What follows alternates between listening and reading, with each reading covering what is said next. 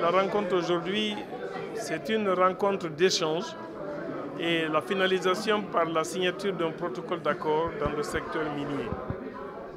La rencontre permet d'avoir un résumé succinct du parcours du patronat depuis l'unification, l'appel à l'unification de son Excellence, Monsieur le Président de la République, le général Mamadi Doumbouya, et l'unification jusqu'à la signature des accords permettant de mettre en place un patronat unifié ainsi que les connexes unifiés également.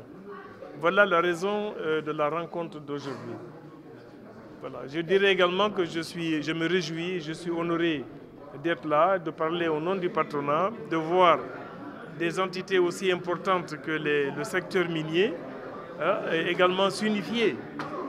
Voir la Chambre des mines avec toute la composante qu'on connaît dans ce pays, qui sont des vecteurs de croissance, qui créent de l'emploi, qui également développent le contenu local, qui permet de développer des PME, s'affilier par des accords avec la FEPAMINE, qui est le complément, si vous voulez, de la structure de la Chambre des mines, c'est des entités complémentaires.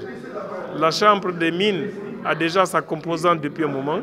La FEPAMINE maintenant réunit en son sein la totalité de tous les acteurs miniers par classification et par secteur, de façon à permettre aujourd'hui au secteur minier d'être un tout et d'œuvrer pour le bien et de la population et d'œuvrer également pour garantir les relations entre nos partenaires, ce qui va être bien pour le bien-être de la population guinéenne.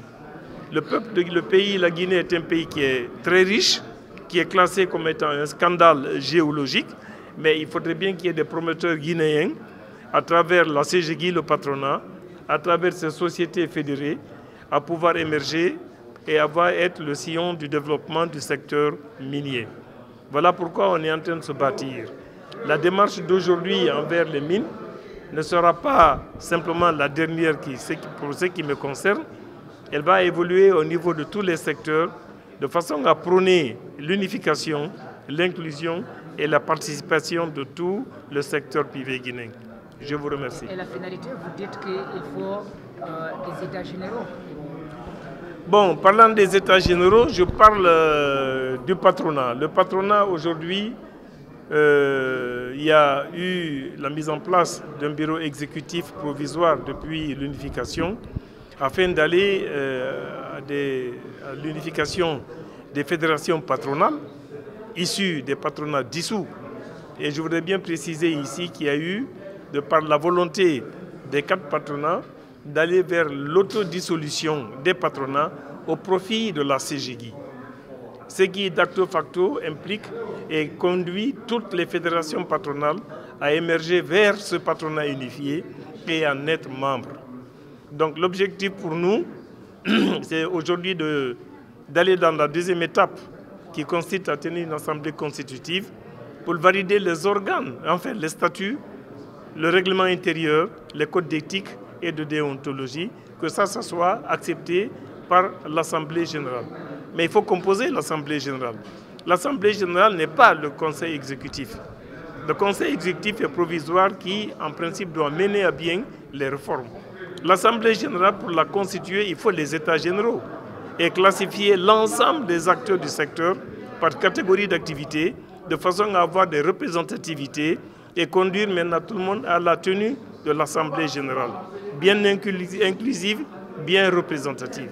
Si après cela on procède à l'élection du conseil d'administration et de cette élection issue, on arrive à élire le bureau exécutif ou le conseil exécutif. Voilà une démarche primaire, basique, qui est connue de tous les administrants et les gestionnaires dans le secteur des activités. Et je vais préciser que le patronat, c'est le syndicat des employeurs. Tout employeur en Guinée doit se conformer au texte et à la réglementation en Guinée. Qu'il soit chinois, guinéen, pakistanais ou léonais, s'il est employeur, il s'oblige au texte de la Guinée et il doit payer ses redevances vis-à-vis de l'État et il doit aussi savoir qu'il doit contribuer parce qu'il devient un employeur. Le patronat, c'est le syndicat des employeurs. C'est ce que je voulais donner comme précision. Donc il n'y a aucune exclusion, il n'y a pas de favoritisme, il n'y a pas de privilèges et nous devons éviter de créer des doublures dans les fêtières.